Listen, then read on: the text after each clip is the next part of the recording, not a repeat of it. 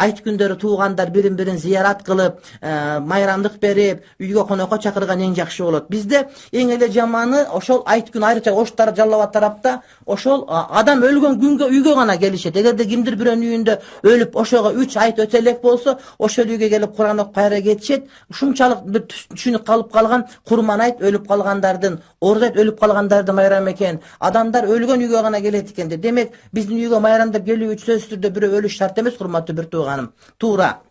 Маркумдар эстеген жакшы. Бирок ыйлап, анан айтты өткөрүп, аялдар келип алып, атасы өтүп келсе, апасы өтүп келсе, бозолонуп ыйлаган бул туура эмес. Айт күнү майрамдык маанай, майрамдык шаң болуш керек дагы. Анан тамак ичкенден кийин маркумдарга да истеп Куран окуп койсо, бирок атайын маркумдарга Куран окуй турган күн экен, башка күн эмес экен десе, бул бидат болот, урматтуу бир туугандар.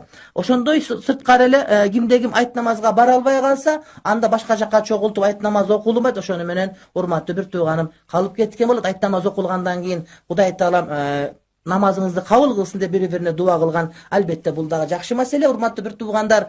Кимде ким курмандык чала турган болсо, ошол курмандыктын, урматтуу бир тууганым, ар бир кылына, ар бир тал чачына чейин, ар бир жүнүнө чейин Кудай Таалам иншалла барыбызга иншалла сооп жазган болот. Курмандык чалып атканда бычмал малдар жарай берет.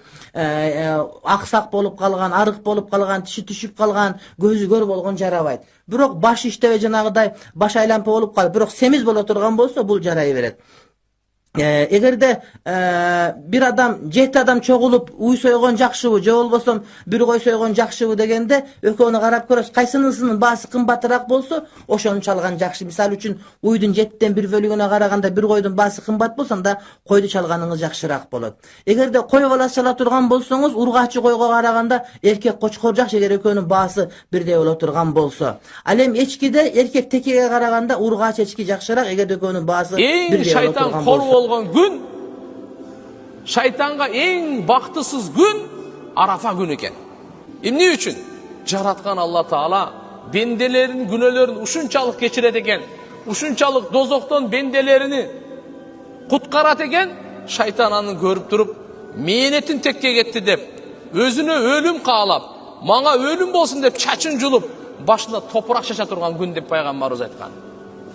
Өңү кетип, мына шайтан кор боло турган күн экен. Демек ушул Арафа күнү биз да кадырлап, ушул күнгө чейин шайтандын азгырыгы менен бирөөнү капа кылып койгон болсок, бирөөнүн алдап койгон болсок, бирөөнүн бир нерсесин алып койгон болсок, бирөөгө зулумдук кылып койгон болсок, бирөөнүн артынан ушак айтып койгон болсок, бирөөгө жала жаап койгон болсок, же жараткан Алла Тааланы наразы кылган болсок, бардыгына туугандар тооба кылайлы.